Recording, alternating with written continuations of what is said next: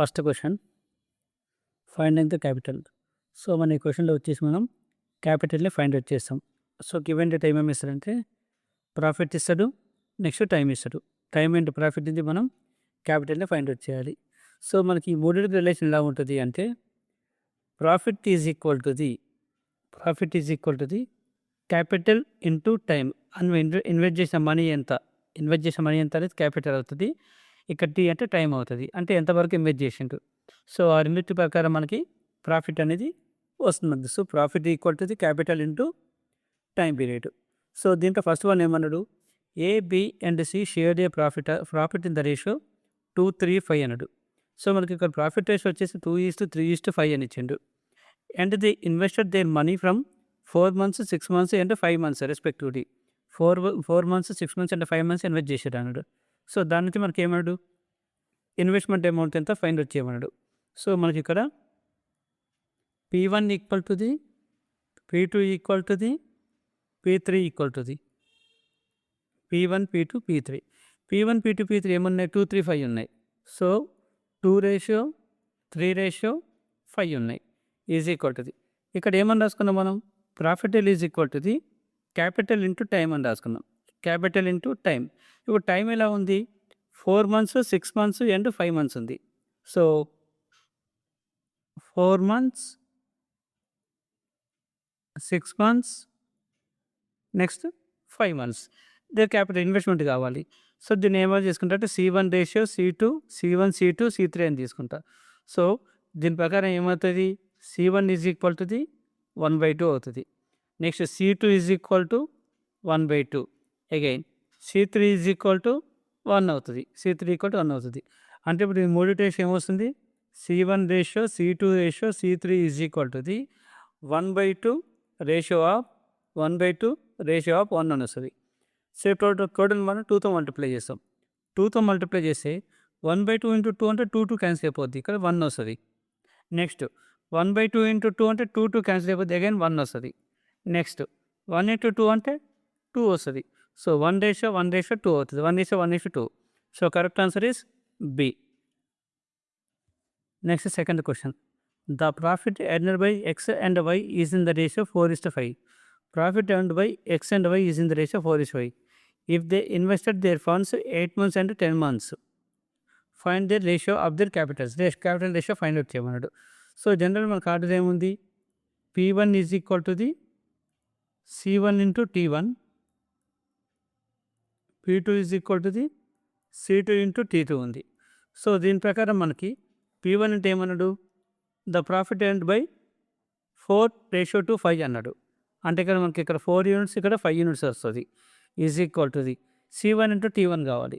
ఇక్కడ మనకి time period ఇచ్చింది, క్యాపిటల్స్ ఫైండ్ అవుట్ చేయమన్నాడు. So 8 into I1, next 10 into I2. అంటే ఇక్కడ మనకి ఏమొస్తుంది, I1 is equal to the 1/2 అని వస్తుంది. Next I2 is equal to the 1/2 వస్తుంది. సో క్యాపిటల్ రేషియో ఇక్కడ ఏమవుతుంది, I1 ratio to I2 is equal to the 1/2 ratio to 1/2. మనకి ఇవి రెండు సేమ్ ఉన్నాయి కాబట్టి డైరెక్ట్ క్యాన్సిల్ చేసుకుంటే 1:1 అవుతుంది. 1:1. So correct answer is a. Next question, P and Q invested in a business in the ratio P3:4 అన్నాడు. So ఇక్కడ P and Q అంటే మనం 1 and 2 అని రాసుకుందాం. సో ఇన్వెస్ట్మెంట్ వచ్చేసి ఏమైతే అంటే C1 ratio to C2 is equal to the 3:4 అని ఇచ్చిండు. If the share the profit in the ratio 1:2 అన్నాడు. ప్రాఫిట్ ఏమైంది అంటే ప్రాఫిట్ వచ్చేసి P1 ratio to P2 is equal to the 1:2 అని ఇచ్చిండు. 1:2. At the end of the year P invested for 6 months అన్నాడు. అంటే అంటే T1కి ఒక టైం పీరియడ్ ఏమని ఇచ్చిండు, టైం పీరియడ్ T1 వచ్చే 6 months ఇచ్చిండు. ఎందుకంటే ఇక్కడ మనం P అంటే ఫస్ట్ కేస్ అని తీసుకున్నాం. So for how many years Q invested, T2 value ఎంత ఫైండ్ అవుట్ చేయమంటూ, సో మన బేసిక్ ఫార్ములా ఏముంది, C into capital into time period is equal to profit అనేది.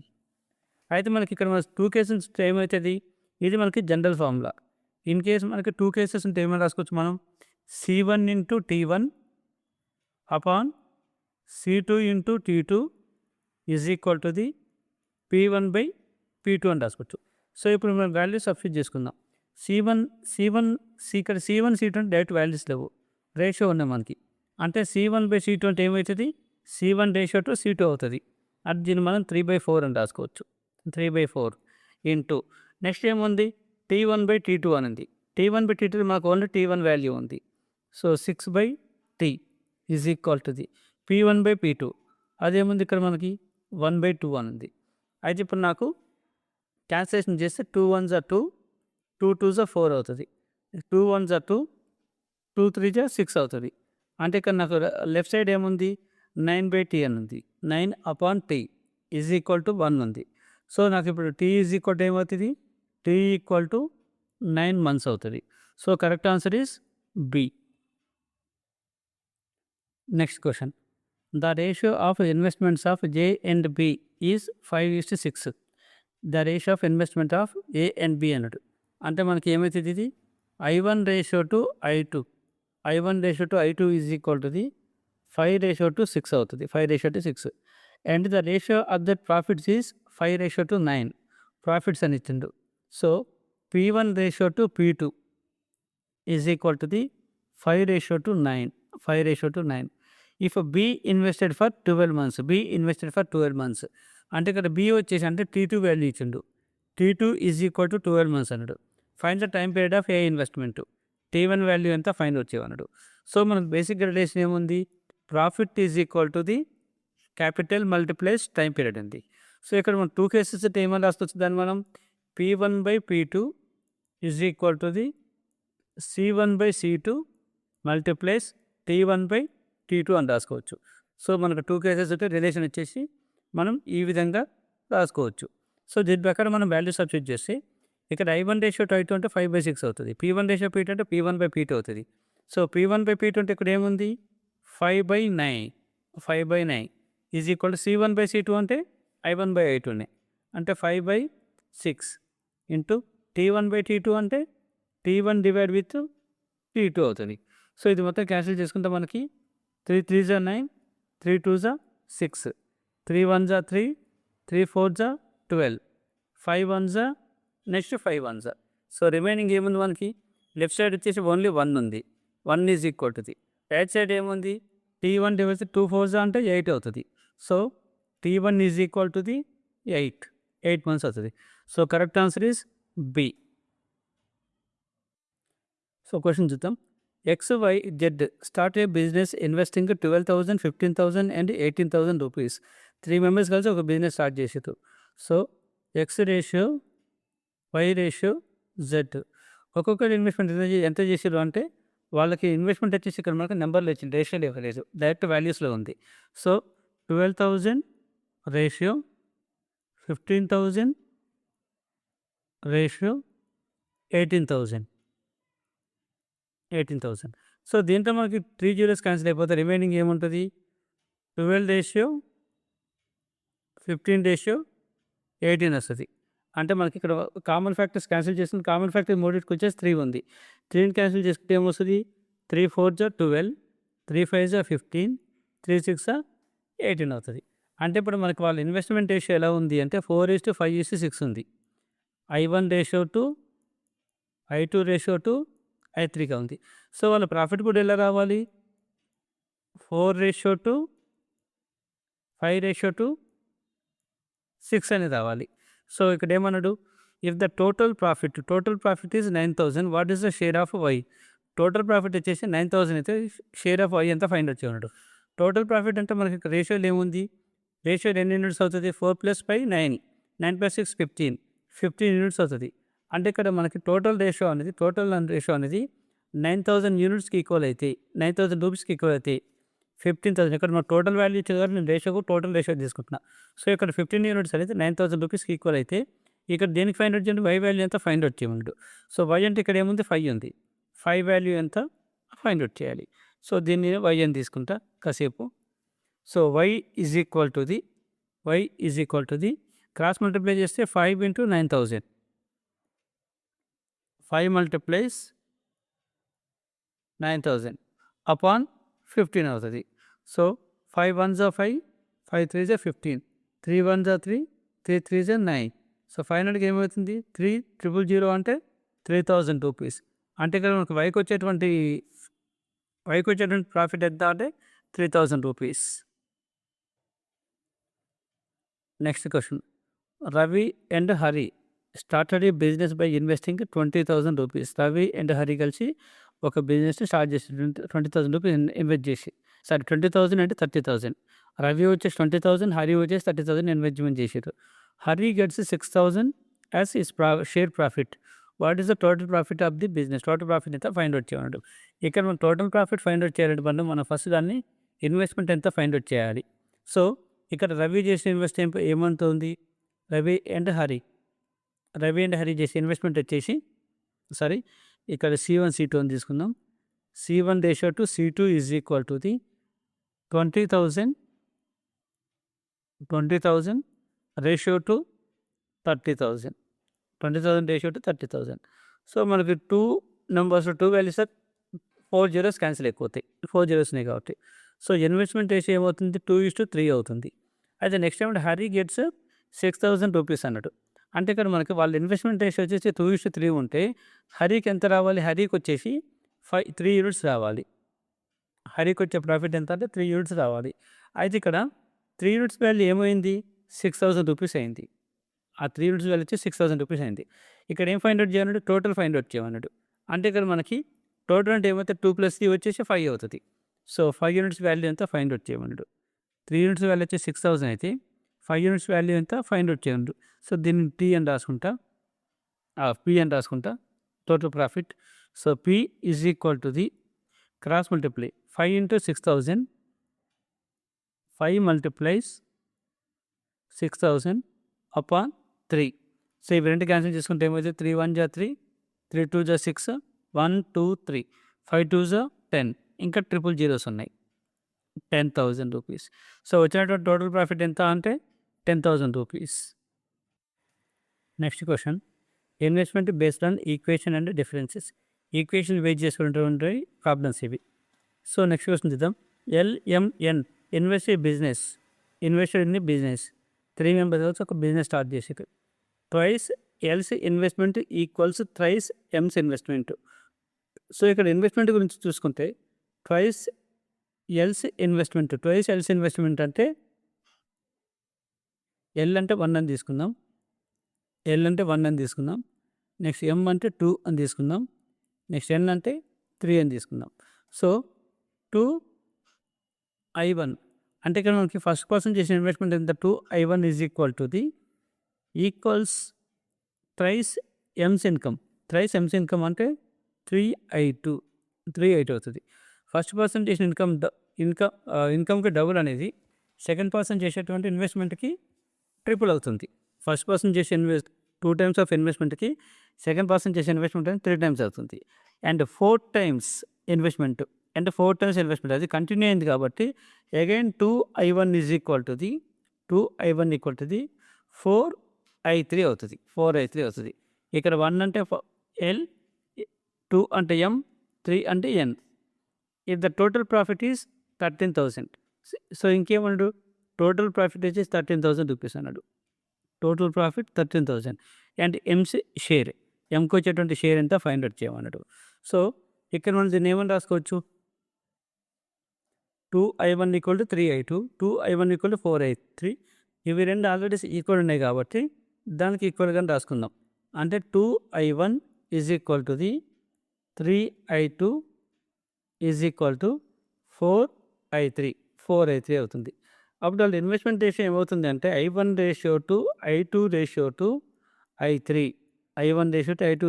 I3 is equal to the, ఇక్కడ మనకి I1 అంటే ఏమని ఏమైంది, ఇక్కడ మనకి 2I1 కదా, అంటే ఇటు వస్తే ఏమైతే డివైడ్ అవుతుంది అంటే 1/2. నెక్స్ట్ ఇక్కడ 3I2 ఉంది కాబట్టి రేషియో టు 1/3. నెక్స్ట్ ఇక్కడ 4I3 కాబట్టి 1/4 అవుతుంది. సో ఇప్పుడు మనకి ఇది రెసిప్రోకల్లో ఉంది, జస్ట్ దాన్ని మనకి అంటే మనకి ఫ్రాక్షన్స్లో ఉంది, రేషనల్ ఫ్రాక్షన్స్లో ఉంది. సో దాన్ని మనం LCM తీసుకొని మల్టిప్లై చేద్దాం. ఎల్సిఎం తీసుకుంటే 2 3 జే 6, 6 4 జే 24 12 వస్తుంది. 2కి 3కి 4కి ఎల్సిఎం తీసుకుంటే 12 వస్తుంది.